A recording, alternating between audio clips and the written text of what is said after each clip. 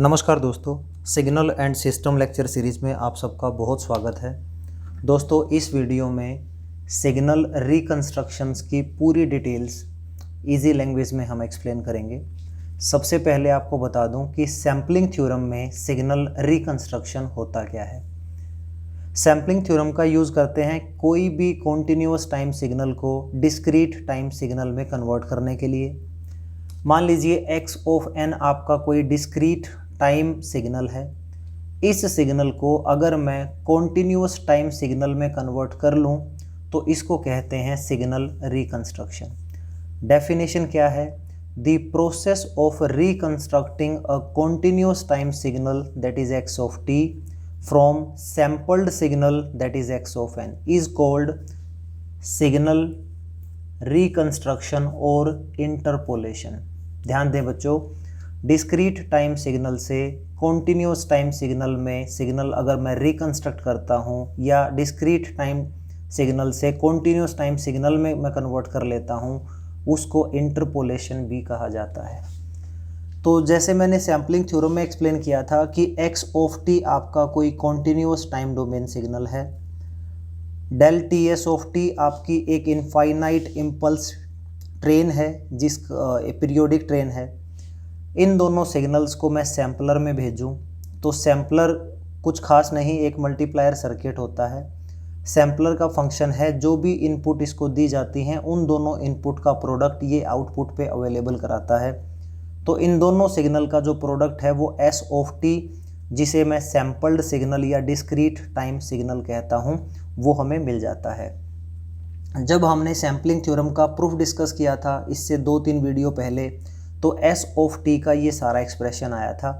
इसमें 1/ts common था, x T plus 2xt cos omega S T plus 2xt cos 2 omega S into T and so on. ठीक है, तो ये जो सिग्नल है ये सैम्पल्ड सिग्नल है, यानी ये सिग्नल मेरा डिस्क्रीट टाइम डोमेन सिग्नल है।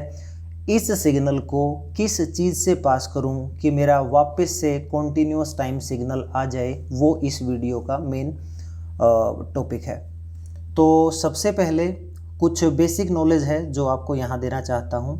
मान लीजिए कोई x ऑफ t मेरा सिग्नल है, उस सिग्नल की maximum frequency f of m है। अगर इस सिग्नल को मैं लो पास फिल्टर से पास करूँ, उस लो पास फिल्टर का गेन 1 है और जो कट ऑफ फ्रीक्वेंसी है वो FM है, यानी इनपुट सिग्नल की मैक्सिमम फ्रीक्वेंसी और लो पास फिल्टर की कट ऑफ फ्रीक्वेंसी सेम है। तो इसका मतलब जो सिग्नल इनपुट पे है गेन के साथ मल्टीप्लाई होके वो सिग्नल आउटपुट पे मिल जाएगा, यानी सिग्नल आपका आउटपुट पे ज़रूर अवेलेबल होगा। दूसरा केस मैंने लिया कि x ऑफ t अगर सिग्नल है और इसकी फ्रीक्वेंसी FM फ्रीक्वेंसी से बड़ी है। FM आपकी लो पास फिल्टर की मैक्सिमम कट ऑफ फ्रीक्वेंसी है। अगर FM से बड़ी है तो अगर फ्रीक्वेंसी FM से बड़ी है तो लो पास फिल्टर का जो एम्पलीट्यूड रिस्पॉन्स है वो कहता है कि मेरा एम्पलीट्यूड 0 हो जाएगा, यानी उस केस में लो पास फिल्टर का जो गेन है वो 0 है। ये सिग्नल जब 0 से मल्टीप्लाई होगा तो आउटपुट पे 0 आएगा, यानी आउटपुट पे कुछ भी अवेलेबल नहीं होगा। इसका मतलब साफ साफ ये है कि अगर आप लो पास फिल्टर लेते हो तो लो पास फिल्टर की जो कट ऑफ फ्रीक्वेंसी है, अगर इनपुट पे फ्रीक्वेंसी लो पास फिल्टर की कट ऑफ फ्रीक्वेंसी से कम है तो वो सिग्नल लो पास फिल्टर से पास हो जाते हैं। अगर इनपुट सिग्नल्स की फ्रीक्वेंसी लो पास फिल्टर की कट ऑफ फ्रीक्वेंसी से बड़ी हो जाए तो वो सिग्नल लो पास फिल्टर से पास नहीं होते हैं। आगे बढ़ते हैं दोस्तों। अब हमारा जो सैम्पल्ड सिग्नल या डिस्क्रीट टाइम डोमेन सिग्नल है उसको हम लो पास फिल्टर से पास करेंगे, और लो पास फिल्टर की 2 ही कैरेक्टरिस्टिक्स हैं।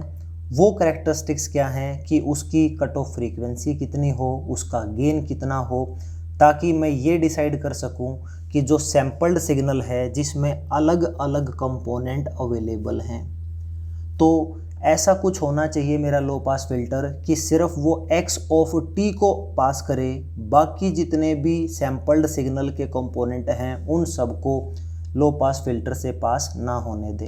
तो s of t sampled signal low pass filter की इनपुट बनी।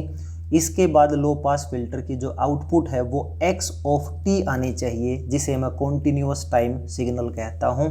और with help of low pass filter हम सिग्नल को रिकंस्ट्रक्ट कर लेते हैं।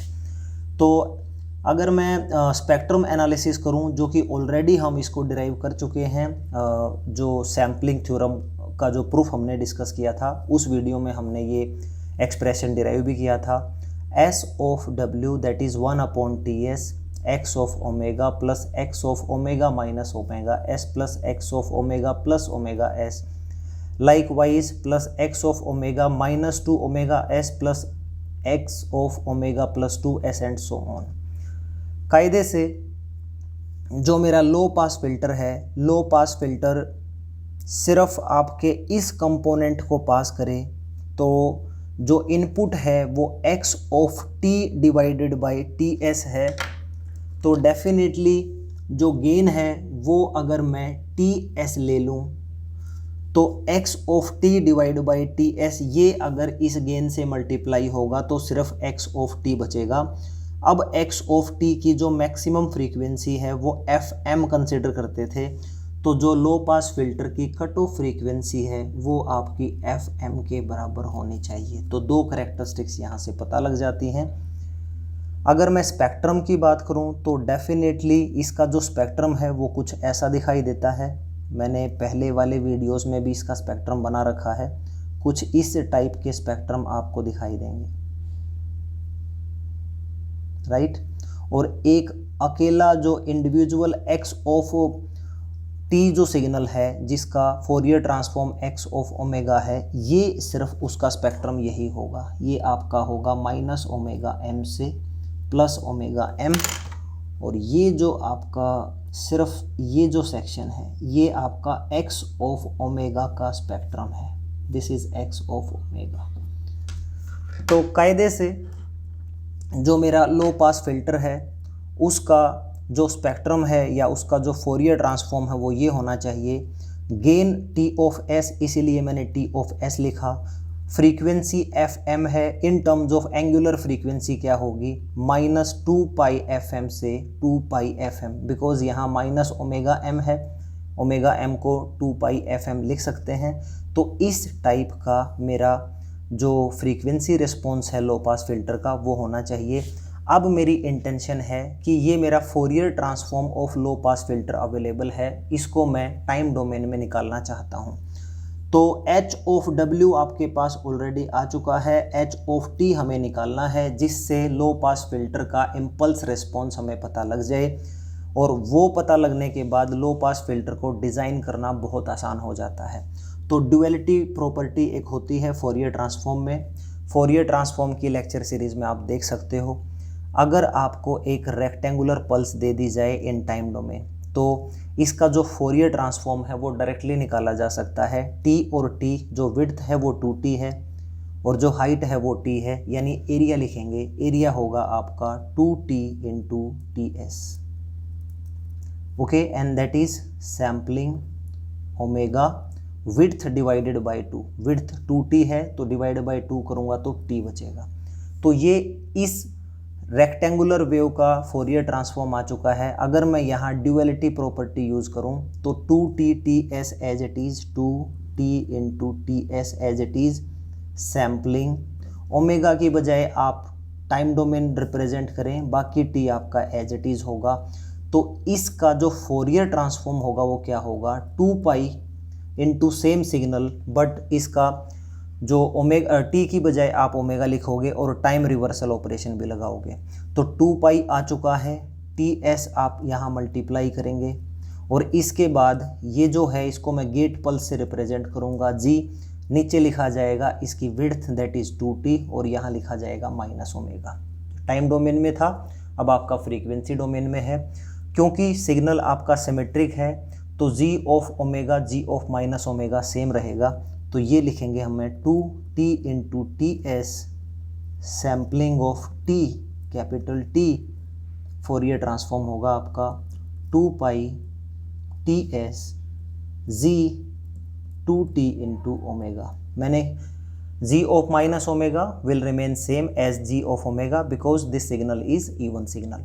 तो इसके बाद अगर यहाँ पे 2t गेट पल्स की विड्थ है, एक्चुअल में जो विड्थ है वो 4πfm होनी चाहिए, राइट। क्योंकि अगर ऐसा रिस्पॉन्स आपको चाहिए तो इसकी जो टोटल विड्थ होगी बच्चों वो बनेगी 4πfm। तो 2 ऑलरेडी है, इसको 4πfm बनाने के लिए मैं क्या करूँगा, t को आप 2πfm पुट कर दीजिए। तो यहाँ पे आप क्या पुट करेंगे, 2 into 2πfm into ts, sampling t, capital T को आपने क्या पुट किया है 2πfm, राइट। और यहाँ पे that is 2π into ts gate pulse, यहाँ लिखेंगे 2 इंटू t से, इससे मैं 2 को मल्टीप्लाई करूँगा, ये बनेगा 4πfm और यहाँ बनेगा ओमेगा, राइट। अब आप क्या करोगे, 2π और 2π ये दोनों कट जाएंगे आपस में, ठीक है। और यहाँ पे जो बचेगा ये जो 2 है ये दोनों आपस में कैंसिल आउट हो चुके हैं। और अब ध्यान दीजिए, यहाँ बचा आपका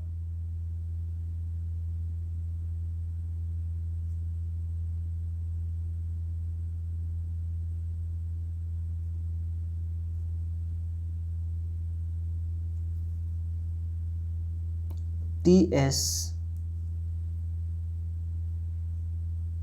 सैम्पलिंग t इंटू 2πfm, इसका जो फोरियर ट्रांसफॉर्म है वो आपके सामने है यहाँ पे, ts gate 4πfm omega, right. अब इसके बाद fs और ts एक दूसरे के साथ कैंसिल आउट हो जाएंगे, राइट। तो यहाँ ts भी नहीं लिखा जाएगा। इसका मतलब अगर मैं इसको रिप्रेजेंट करूं तो ये क्या है, ts आपका एक एम्पलीट्यूड है, ये आपका ts एम्पलीट्यूड है, 4πfm टोटल विड्थ है, सिमेट्री में लिखूंगा -2πfm से 2πfm, राइट। और ये आपका ओमेगा एक्सिस है।